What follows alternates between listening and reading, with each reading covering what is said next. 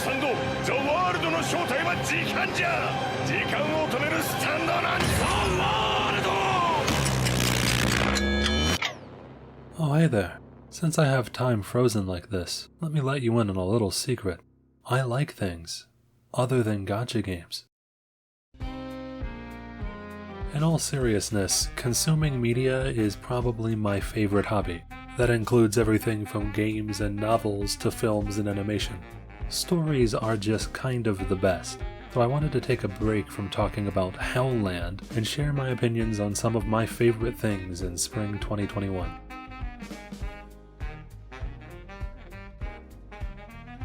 Let's start off by talking about our wonderful and beautiful home of YouTube. I've never really talked about my influences as a creator before, but I personally strive to be an unholy creation of mainly Seth, Demo, and Super Eyepatch Wolf. Hey people. They are, or at least were, my favorite creators on the platform, and I owe a lot of both my humor and even my editing style to all of them. I specifically want to spend some time talking about Mr. Eyepatch Wolf, partially because he's the one that uploads the most of the three, but also because I totally stole this video idea from him. I really admire Eyepatch Wolf's drive to make videos on whatever he's passionate about, whether that be anime or Sonic hentai. That is my defense of Sonic the Hedgehog porn. My mom and dad watch these videos. It's going to be really awkward the next time I visit, so I hope it was worth it. While I do think it's kind of sad that his videos on anime are becoming less and less common, his passion for what he does really shows in every single one of his videos. While he definitely does not need a shout out from me, I hope that I can convince you to give some of his content a try. He has quite the backlog, so if you're looking for a place to start, my personal favorites are his deep dives into the worlds of fake psychics and wrestling.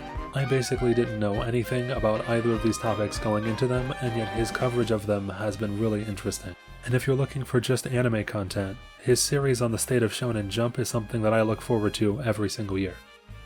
The other channel I wanted to talk about is also something that is long overdue, but I need to give a little bit of context. Back in March, I was sitting on a half-finished version of You Should Try Arknights for weeks. Due to both my own limitations and the fact that I was using Windows Movie Maker, I lost all confidence in the project and was ready to move on. Then, with perfect timing, my favorite Arknights YouTuber made a content creator contest. Filled with the feeling of, it's now or never, I researched editing software and remade the video from scratch. And you all liked it. Kaiser, I know you watch my videos, and I hope that you're watching this one because I genuinely want to say thank you. Thank you for making what I think is some of the best Arknights content that's out there right now, and thank you for giving me the motivation to make my channel.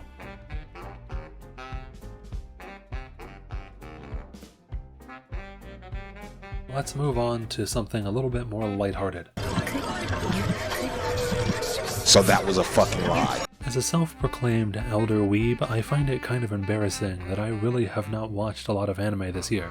Also, of the few shows that I have watched, a lot of them have been continuing seasons from older shows, and while I would recommend each of these shows to different people, I don't feel right talking about them at length here.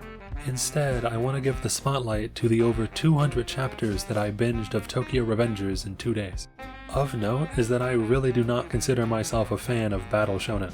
Sure, I appreciate My Hero Academia as much as the next guy, but I've honestly grown jaded and just a little bit tired of how cliché the genre feels. Daring today, aren't we? My attention mainly being focused to shows that are shonen-esque like Act Age or Promised Neverland, no, not that one.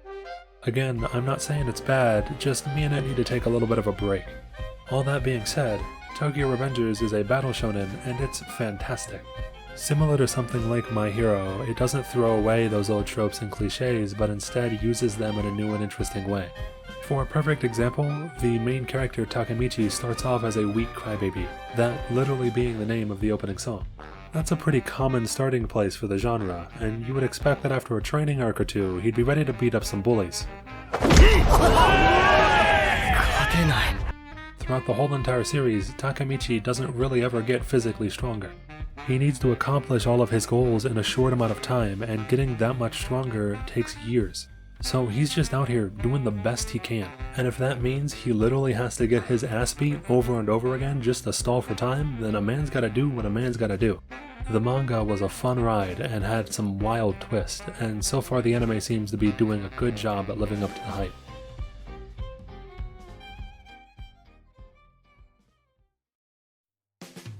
I, like everyone else, watched it.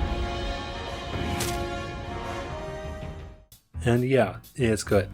I know that a lot of you have probably already watched the show and also have watched a ton of other videos about the show, so I'll be brief.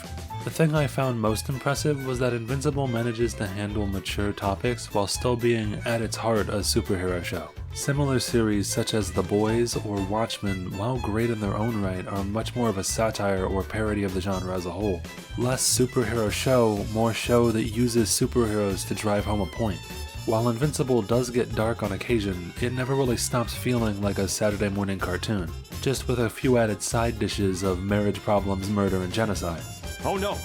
It also has the best meme of the year so far. So, I have a spy thriller that I want to recommend. Whatever ideas those two words just put in your head, throw them out, because Patriot is probably none of them.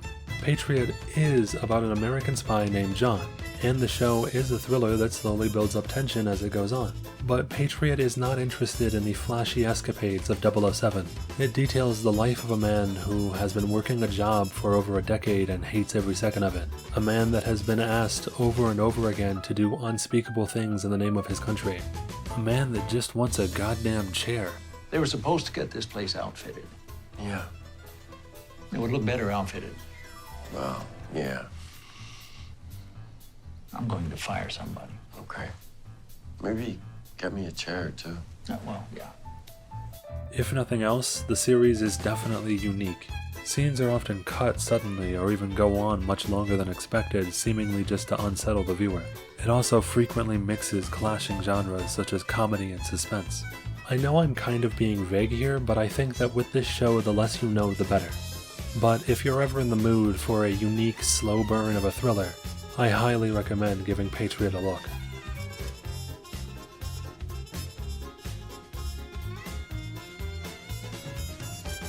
So, video games are a weird topic to try to put inside of this video.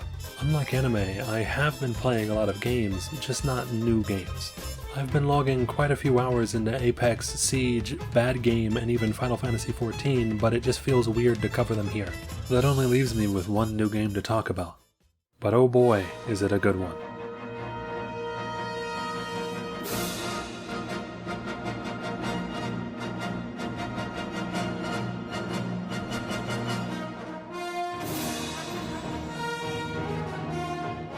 I've made a few references here and there, so this may not come as a surprise, but I am a massive fan of Monster Hunter.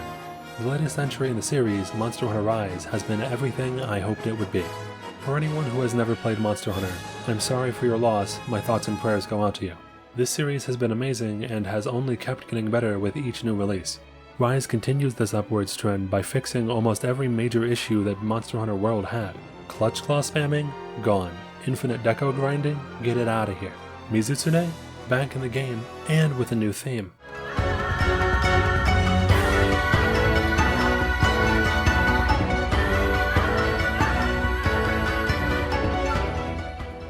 In addition, every new feature that Rise added, such as the silk binds and the ninja dogs, were awesome.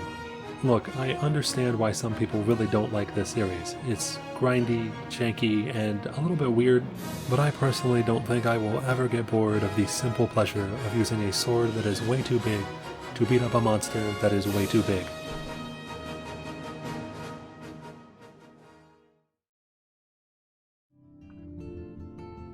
Out of everything that I've watched and played this year, the thing that I hold the most dear is actually rewatching a show that I've already seen multiple times. As I've gotten older, and the amount of time that I have to watch media has gotten smaller and smaller, I've noticed I've started to avoid revisiting older series.